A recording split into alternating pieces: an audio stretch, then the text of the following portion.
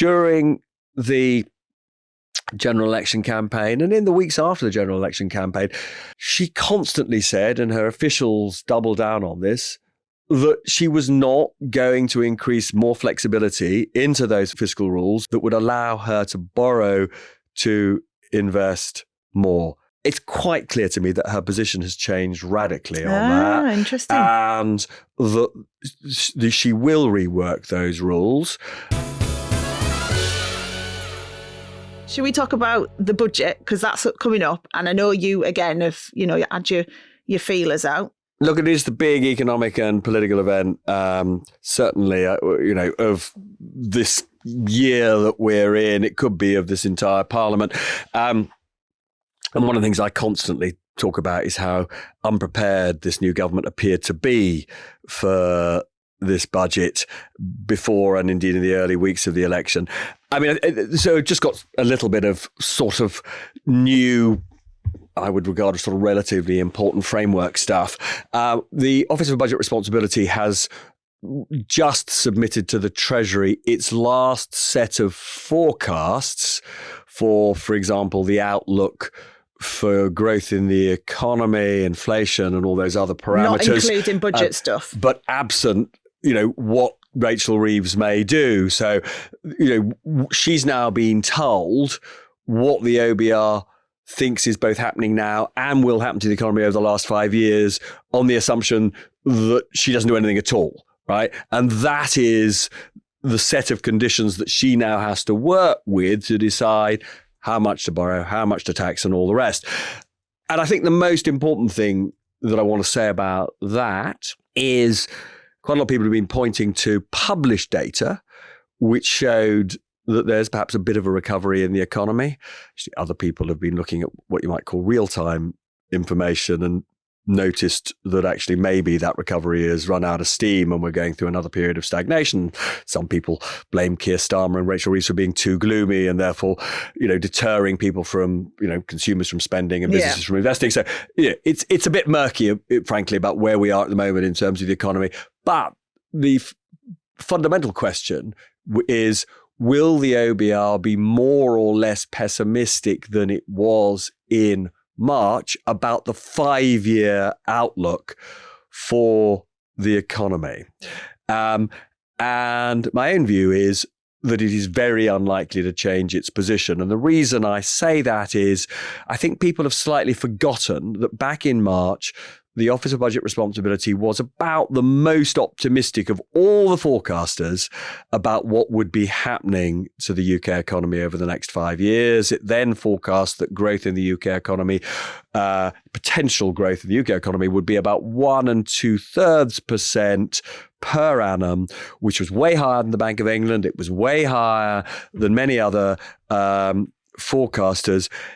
I cannot think of anything that has happened since that budget which would persuade the OBR to be more optimistic than it was then, which means that growth cannot bail out the Chancellor in terms of the problems that she faces. If the OBR, for example, had decided in the last few weeks that actually our prospects were better than it thought in March, that would mean that tax revenues would be higher and there would be more so-called headroom in 5 years' time under the so-called fiscal rules, and she'd be able to, for example, spend now without raising taxes or borrowing more, right? Or borrowing significantly more, right? And the answer is, I don't think that they have increased their projections for the growth rate. So whatever mess she thought she was in, she's still in. Right. So it's not any better, but it's not any worse either. I think it's unlikely to be worse. The one potential negative is around the amount that the government has to pay to borrow, because the gilt rate, the amount that it pays in interest on newly issued government bonds, has gone up a bit in the last few weeks.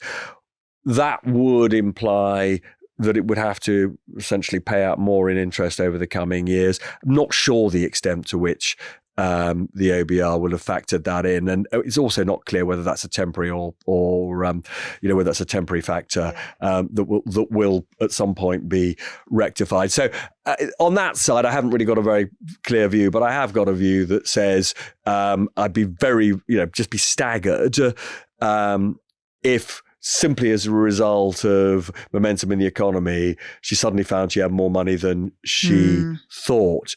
But that said, when I talk to senior people in this government, they are desperately trying to be more optimistic than they were. And while you cannot have a conversation at the moment with any member of the government in which they don't talk about the imperative to invest, right? Invest, invest, invest. You saw that Rachel Reeves used that phrase, I think, in an interview with the FT, and they've all been given the script, right? The budget is all about encouraging investment. And what that says to me is that she has now massively shifted her position on the fiscal rules, right? During the general election campaign and in the weeks after the general election campaign, she constantly said, and her officials doubled down on this, that she was not going to increase more flexibility into those fiscal rules that would allow her to borrow to invest more. It's quite clear to me that her position has changed radically on that. Interesting. And that she will rework those rules. I talked about this a little bit in the last edition, and that borrowing to invest will be taken off balance sheet to a significant extent. It will not be that constraint in terms of the debt target. There are two ways of doing this. The radical way of doing it is to make the target net worth rather than just gross debt, which is the target for, the current target is to reduce the value of the national debt as a share of GDP after 5 years, right? There are many economists who say, actually, the problem with that is that it massively constrains your ability to borrow to invest, which means that the growth rate of the economy is way less because you're investing much less than you could be. And as a result of that, tax revenues are lower and you never have the money to invest in public services. So you're in this sort of doom loop. So there are some economists who say that the target you should be aiming for is debt minus the value of the investments you're making. Because that gives you the flexibility to borrow, to invest, to grow, to increase productivity, to increase living standards, to increase tax revenues, right? Which would be the virtuous circle. There is a sort of halfway house before doing something as bold as that, which is to simply take some of the investment, say the investment that goes through the National Wealth Fund, and say that is not included in the calculation of debt in 5 years' time. Either way, and she's going to do one of those two things. I'm absolutely certain she's doing one of those two things. Either way, it does create the capacity to borrow to invest, 20, 30 billion more. You can create a scenario in which per annum, you could be investing, let's say, 20 or 30 billion pounds more by changing the fiscal rules, which is a lot of investment. Many people, including I think both of us, would regard that as a good thing. Yeah, definitely. And I mean, in short, it's basically fudging the numbers so you've got more money. I don't think it's fudging the numbers, because if you talk to investors, so there's a very interesting contribution to all of this from a bunch of pension funds reported in the Financial Times, who are actually almost begging the Chancellor to make this change because they want to invest their money alongside the public sector. But it's an accounting thing, though. That's the point. But it's not a fudge. It's not money that suddenly appeared. It is just changing the changing the classification. Yes, and on that point about the fiscal rules, we've actually had a question on that from James T. I know you're obsessed with this, Robert, but James is asking, which I know you'll know the answer to, what are Rachel Reeves's options in terms of tweaking the fiscal rules? Can you walk me through the different amounts of headroom between changing the different measurements? I'll let you explain what they are, and which ones of these are kind of viable without scaring the market. How much headroom might they open up? How much of that headroom will actually be money available to spend on public services rather than just kind of offsetting this £22 billion black hole we keep talking about? Although this sounds great, if like me, you believe that after decades of the UK investing way less than our competitor economies, and if you regard that relatively low level of investment as one reason why our living standards are so much lower than in other comparably big economies, this I would regard as being a very sensible approach to take. But unfortunately, there is still a problem that she's got from her second fiscal rule in terms of how much you can borrow to invest. And it is this.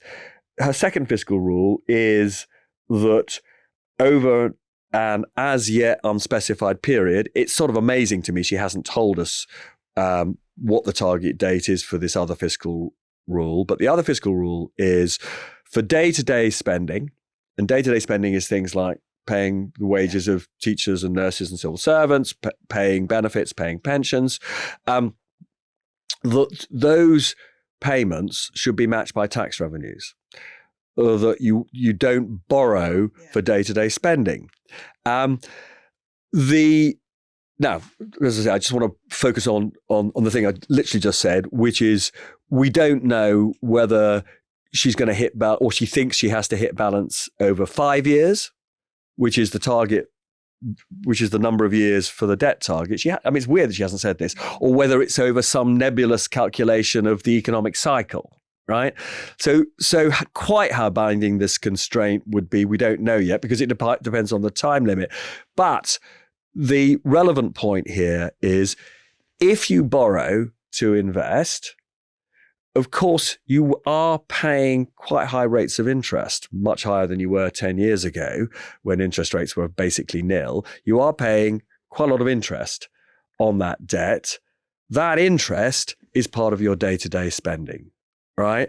So the problem with doing a lot of borrowing to invest is the interest that you pay out on that borrowing means that you have less money to pay civil servants' wages or to pay for the running costs of the NHS. Unless tax revenues go up. Unless tax revenues go up, which is another reason why we've all got to prepare ourselves for tax revenues going up in this budget. I talked in the last episode, we had a very interesting conversation in the last episode, I thought, about the negative impacts of some of the taxes that she could put up. I said that I didn't think she was going to reduce the tax allowance for pension investment, because that would in effect reduce the living standards, particularly of teachers, nurses, public sector workers, because they are most exposed via their pension contributions to effectively what would be an increase in their tax rate as a result of changing the tax allowance on pension contributions. And I thought she's not going to want to take on the public sector unions again over this. So I didn't think she was going to raise money in that way. And we also talked about when you put up capital gains tax significantly, you end up with potentially less money because people find ways not to pay it. Yeah, and there was some really interesting research from the IFS, wasn't there, this week on capital gains tax, and they says it raises £15 billion a year. And it's paid by 350,000 people a year, but 2/3 of the revenue comes from just 12,000 people. That's amazing, isn't it? And I think they had a statistic about how much on average. Yeah, it's 4 million, the gains on average. So 12,000 people, because this is a pretty amazing statistic, right? 12,000 people have profits, capital gains, of 4 million quid each on average, and they are paying 2/3 of CGT. Yeah. And so one of the things that is sort of obvious from that is when you are as wealthy as that, you are capable of moving to Switzerland or moving to a place like Milan where there are amazing tax breaks. Italy is offering amazing tax breaks for wealthy individuals to go and live there. Well, that explains why one of my friends has just moved there, actually. Oh, did your friend not explain why? But Yeah. no. Quite a lot of people are going to Milan for that reason. And although obviously most people would say it's really important for everybody to pay their fair share of tax. And it does seem unfair to many people that capital gains are taxed at a lower rate than income is taxed. And we know that some people actually convert what would traditionally be income into capital for the express purpose of paying lower tax. Yeah. And that doesn't seem fair. On the other hand, no chancellor wants to shoot themselves in the foot. There's a bit of there's this word performative, right? And which means you're doing something for show rather than substance, as it were. And all chancellors have a performative element in what they do. So if you're on the right, you cut taxes because it appeals to a base of supporters who think taxes are just in general bad. And if you're on the left, you quite often put taxes up on the rich because you think it's part of social justice to make sure the rich are paying more. But if you're working in the Treasury and what you really care about is funding public services, you want to park the performative bit to one side and you want to change the tax. You want to change taxes to maximize revenues to fund public services. And so even if you think there's a good case for putting up capital gains tax, it's really important you don't raise it so much that you end up with less tax. But calibrating that is incredibly difficult. Yeah, of course it is, because you're just trying to work out how people's behaviour is going to change, aren't you? The IFS have also talked about the fact that if you just put up capital gains tax without reforming it, that's going to discourage investment and reduce economic growth, because they're saying the system is unfair in the fact that you pay different tax rates depending on what the asset is. So it feels like they can't just put it up either, because that's going to be a huge problem for the economy. It's got to be reformed. And there's one other element which I thought was, well, a number of others, but was one other which I was really interested by, is if capital gains tax go up quite a lot and you're an older person, one of the things you'll be aware of is if you just keep that asset and pass it on to your heirs, at that point, there is no capital gains tax to pay. Yes, of course, you pay inheritance tax, but it is a way of just avoiding capital gains tax. So one of the things the IFS says is actually capital gains tax should be payable on death. Yeah. Because it's not good. In fact, it's neither good for tax revenues to have people simply saying, okay, I'm going to just hang on to this thing for 20 years to avoid capital gains tax. It's also not good for the economy to reduce churn in assets. You want churn in assets because that creates economic activity, which creates more wealth. And you don't want a tax system that actually prevents transactions. Yeah, it's also the same with the idea of people moving things abroad. There's the idea suggested of like an exit tax. So if you do move things, then you have to pay a tax on that basis. I don't know whether that would make any difference either in terms of stopping people from, suddenly moving their assets abroad or whatever. But again, this all needs to be worked out, doesn't it? But you're guessing what people might do, what the rich might do to get out of paying it. I mean, it's one of the reasons we love talking to Dan Needle, the great tax expert. Yes. I mean, this whole area of working out, how people will behave in, whether it comes to regulations that are imposed or taxes, it is fascinating.